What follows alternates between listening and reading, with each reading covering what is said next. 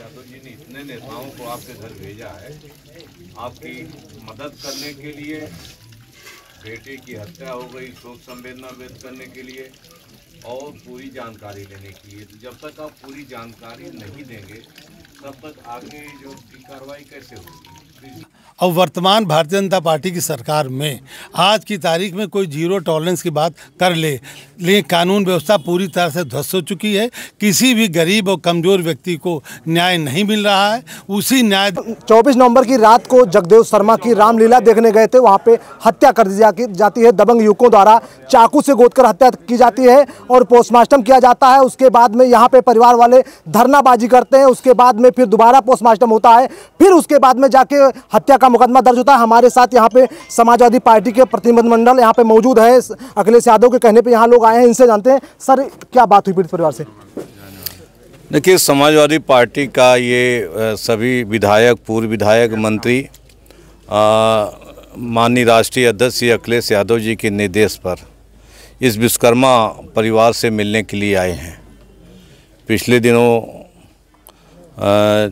4 दिसंबर को 24 नवंबर को जगदेव विश्वकर्मा की कुछ लड़कों ने, अराजक तत्वों ने चाकू गोद करके हत्या कर दी थी और उसमें उसकी जो है फलस्वरूप मौत हो गई थी।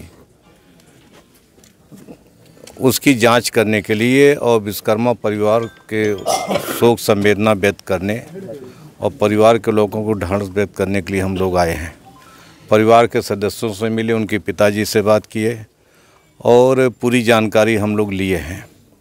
अब पूरी जानकारी ले करके राष्ट्रीय अध्यक्ष जी को रिपोर्ट हम लोग देंगे और उसके बाद जो निर्णय होगा राष्ट्रीय अध्यक्ष जी के स्तर से होना है। सर, जिस तरह से हत्या होती है, फिर पोस्टमार्टम होता है, उसके बाद में छोटी मोटी धाराओं में हत्या का मामला, छोटी मोटी धाराओं में मुकदमा दर्ज कर लिया जाता है। उसके बाद में धरनाबाजी होती है, दोबारा पोस्टमार्टम होता है, फिर 11 चोटें सामने आती हैं।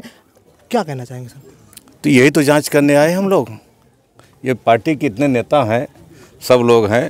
आने का मकसद क्या है? अगर सामान्य हत्या होती तो हर सामान्य हत्या पे तो प्रतिनिधिमंडल जाता नहीं है। हत्या हुई, FIR परिवार ने नहीं किया।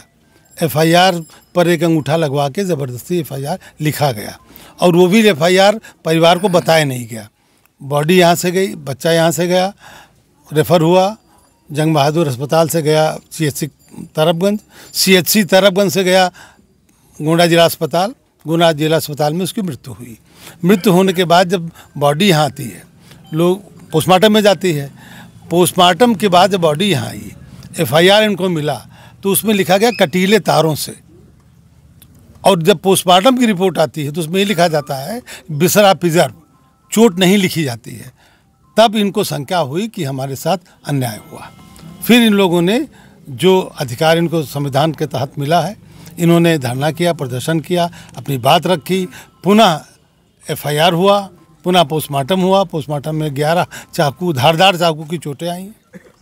सर, कानून व्यवस्था की बात कर रहे हैं। जिस तरह से पहले ही पोस्टमार्टम रिपोर्ट में हत्या का मुकदमा दर्ज होना चाहिए, जो साथी सहयोगी थे वो कह रहे थे कि चाकू से गोदकर हत्या की गई, लेकिन उसके बाद इस तरह से धरनाबाजी 4-4 घंटे, रात 1 बजे तक धरना चला। उसके बाद में वहां से रात के एडिशनल SP भाग के आए। तो ऐसा क्यों हो गया सर?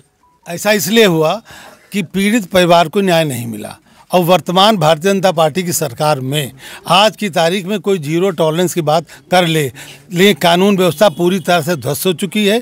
किसी भी गरीब और कमज़ोर व्यक्ति को न्याय नहीं मिल रहा है। उसी न्याय दिलाने के लिए आज माननीय राष्ट्रीय अध्यक्ष अखिलेश यादव जी के निर्देश पर, माननीय रामाश्री विश्वकर्मा जी के नेतृत्व में हम सारे लोग यहाँ आए हैं और हम लोगों का उद्देश्य है पूरी बात की, घटना की जानकारी ले करके पूरा तथ्य माननीय राष्ट्रीय अध्यक्ष जी के सम्मुख रखेंगे और इस परिवार को पूरी तरह से न्याय दिलाने का काम करेंगे। हमारे साथ समाजवादी पार्टी के पूर्व मंत्री रामाश्री विश्वकर्मा जी हैं। सर, पीड़ित परिवार से, पिताजी से, पीड़ित परिवार से पूरे डेलीगेशन के लोगों ने बात किया है और पूरी घटना की क्रमवार जानकारी ली है और ये जो है सारी बातें की है।